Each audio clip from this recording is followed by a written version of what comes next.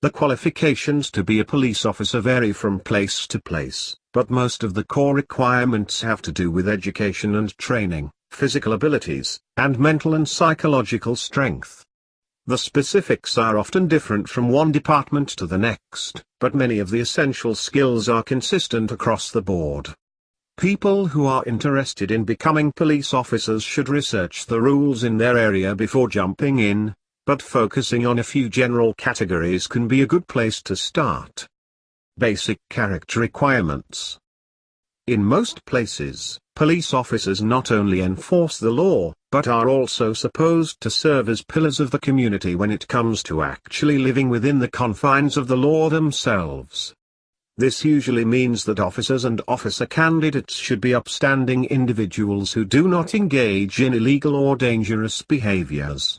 Most departments require new recruits to submit to background checks before their applications will even be considered. Evidence of past wrongdoing isn't necessarily enough to disqualify a person, but, depending on the severity of the issue, it might be.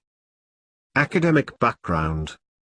Schooling requirements tend to be quite different depending on location, but a high school diploma or its equivalent is almost always essential. Many departments also require a certain number of university credits in criminal justice, political science, sociology, or similar fields, and a bachelor's degree in one of these areas is usually helpful. University education is also important for recruits who want to advance, who want to be promoted from a rookie officer to a detective or investigator, for instance. Educational credentials are often as important as field experience for these sorts of internal jumps. Simply having an education is usually more important than having strong grades, though performance will often play a part in hiring decisions, particularly when competition for slots is steep. Bad grades will rarely disqualify someone, but they might make it harder to get through the door. One of the main reasons departments want evidence of formal schooling is to make sure that applicants have the ability to tackle and prioritize intellectual challenges, so a lackluster transcript might call this into question. Individuals who have served in the military are often accepted with fewer educational credentials. Physical qualifications. Officer candidates must usually undergo a medical exam and a fitness test, too. A high level of physical strength is almost always required for the job, and as such, new officers are often evaluated to be sure that they have what it takes to succeed. They must have muscle strength, flexibility, and anaerobic and cardiovascular stamina. For starters, while some of these things can be built up over time, candidates need to be in good enough shape at the outset to make any needed transformations. Once on the job, they'll need to be able to chase suspects on foot, climb or jump over obstructions, and wrestle people to the ground. Initial exams and evaluations are usually designed to tell departments and hiring managers if applicants have what it takes to succeed in these more physical aspects of the job. Mental and psychological elements. There are also usually certain mental requirements that a new police officer must meet.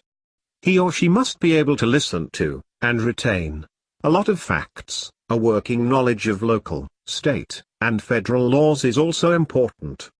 Officers need to use critical thinking and logic to solve crimes and must be able to write detailed reports, interview suspects, and think on their feet. While there is not always a uniform way to screen for these abilities, most departments will require applicants to take a written exam and also usually participate in a series of interviews. These can be good ways of gauging how well a person will be able to tolerate the more strenuous parts of the job. A mental health evaluation may also be part of the process. Police officers have to be able to cope with a lot of troubling things, as their job often puts them at the front lines of danger and makes them witnesses to violence, abuse, and gruesome crimes. Screening for mental illnesses and ascertaining applicants' strength in the face of adversity can be a good way to ensure that only those people who can handle the job actually find themselves in a position to be doing it. Age and residency.